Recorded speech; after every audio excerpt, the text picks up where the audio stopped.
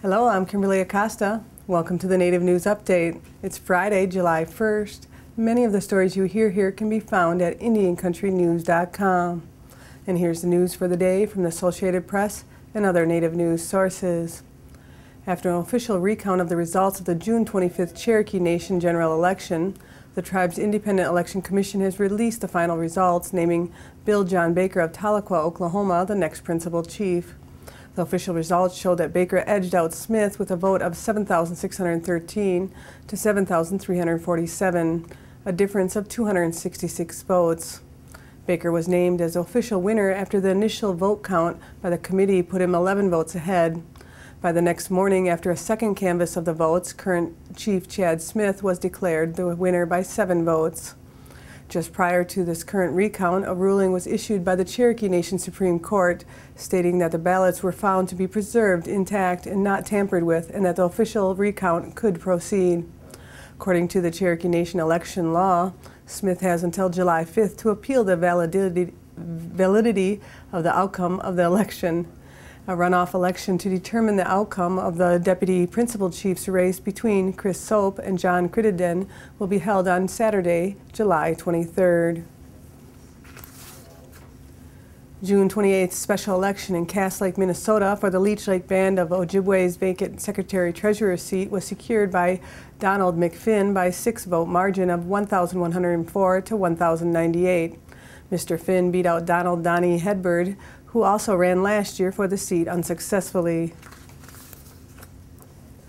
A raging blaze that has become one of the largest forest fires in New Mexico history left the leader of one Native American community with a sinking feeling as it burned through cultural sites and threatened an important water source for his people.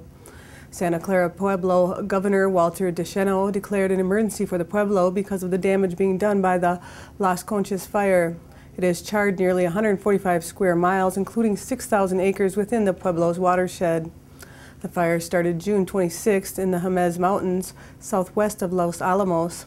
By June 29th, it exploded across the western third of the reservation. Descheno said his people are devastated by the news coming in from the front lines of the firefighting efforts. Cultural sites destroyed, forest resources lost, and plants and animals that the Pueblo's 2,800 residents depend on gone. Pueblo officials are worried about the long-term effects of the fire, including flooding. Hills left bare by the blaze are expected to result in sediment and debris in Santa Clara Creek, which supplies the Pueblo's farmers with water to irrigate their crops.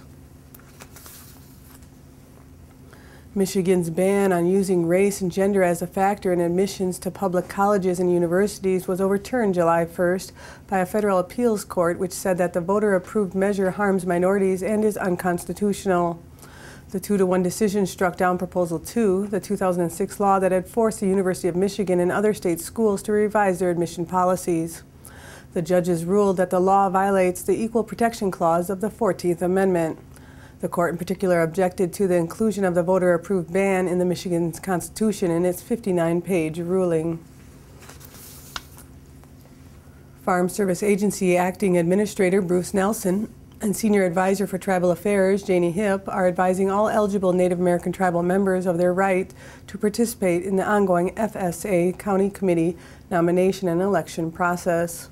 Those tribal members who are eligible to participate take part in FSA programs, hold agricultural land, and meet other eligibility requirements. Nelson and Hipp noted that by nominating eligible candidates by the August 1st deadline, tribal members will have an opportunity to have their opinions and ideas heard on agricultural-related issues that affect them. For more information, you can visit fsa.usda.gov.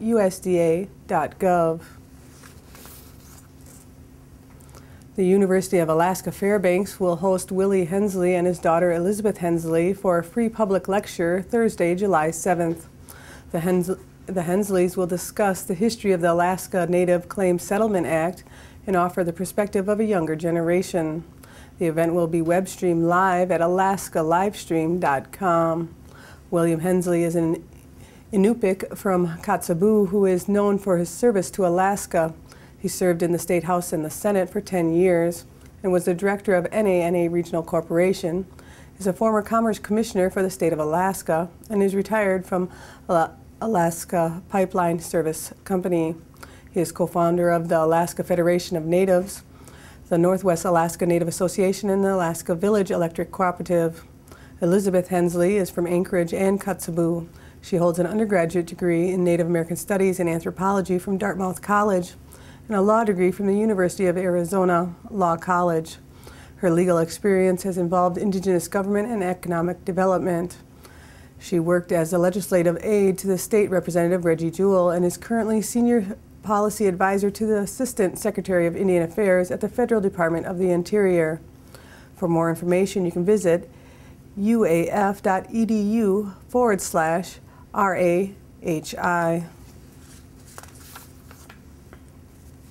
Wearing hard hats and toting shovels, students of the Mille Lacs Band's Head Start and Early Head Start programs will help break ground on a new building for the Education Department on July 6th in Onamia, Minnesota. The 4,600 square foot building will have 17 classrooms, a gymnasium, cultural room, large motor play areas, space to serve family needs, and integrated storm shelters. The new building reflects the growing demand for the band's Head Start and Early Head Start programs. The program currently serves 117 students with 70 children on a waiting list. The new building will accommodate approximately 200 students. And that's the latest roundup of news from Indian Country on this edition of the Native News Update. I'd like to thank you for joining me and have a grand day.